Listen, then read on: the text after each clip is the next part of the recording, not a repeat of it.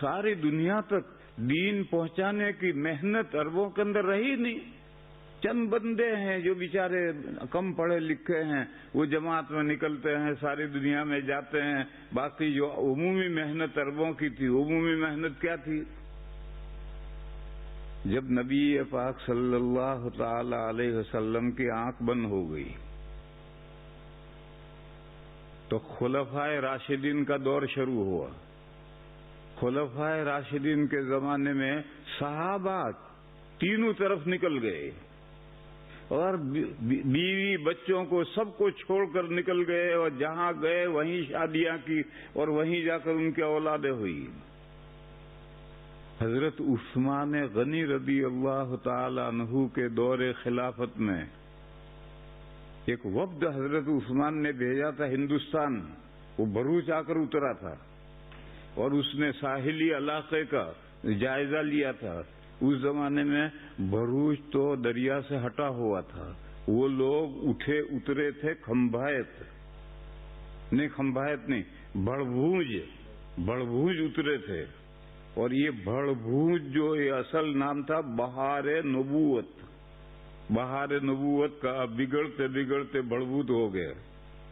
جیسے ترکیسر، یہ اصل میں لفظ ہے ترک سر، ترکوں نے اسے فتح کیا ہے.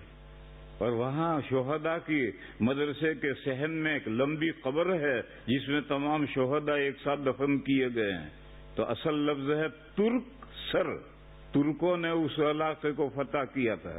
اب وہ بدلتے بدلتے تڈکیشور ہو گیا، یعنی ایشور دھوپ میں کھڑے ہیں، تڈکیشور.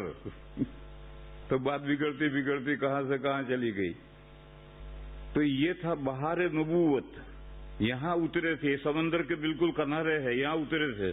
پھر بھروچ بھی آئے ہیں اور سارے ساحلی علاقے کا دورہ کیا ہے اور دورہ کر کے واپس گئے ہیں. تو حضرت عثمان کو انہوں نے رپورٹ دی کہ وہ ایسا ملک ہے انڈیا نے ہندوستان، انڈیا تو اس میں سے ایک ٹکڑا ہے، اصل تو بڑا 6 ملک بن گئے ہیں ہندوستان کے.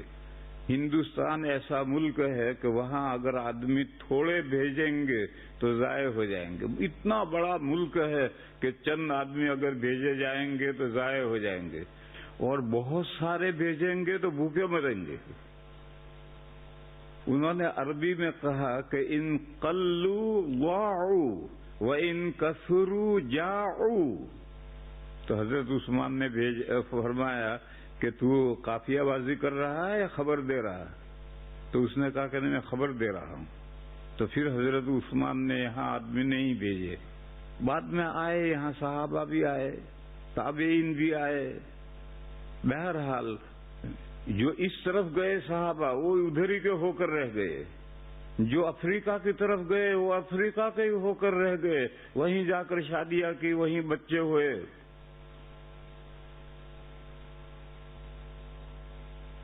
یہاں ایک سوال ہے کہ وہ جو مدینہ میں بیوی بچے چھوڑ کر آئے ان کا کیا ہوا؟ تو میرے بھائیوں جاننا چاہیے کہ بچے جو چھوڑ کر آئے، بچوں کا تو والی اللہ ہے. بچے تو خود بخود گروتھ ہو جاتے ہیں، ترقی کر کے بڑے ہو کر کے شادیاں کر لیتے ہیں. اور بیوی نے دوسری شادی کر لی. یہ تو ہمارے یہاں ہندوانہ رواج ہے کہ اگر شوہر کا انتقال ہو جائے اور 1-2 بچے ہیں تو زندگی بھر 1-2 بچے لے کر بیٹھی رہے گی. یہ ہندوانہ رواج ہے.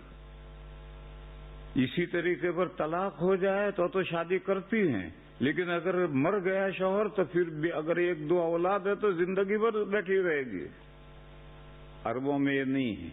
عربوں کے یہاں یہ ہے کہ چاہے شوہر کا انتقال ہو، چاہے شوہر کا طلاق دے دے، عدت تک بیٹھے رہے گی، عدت کا انتظار کرے گی، عدت کے بعد فوراً دوسری شادی. حدیثوں میں بے شمار واقعات ہیں.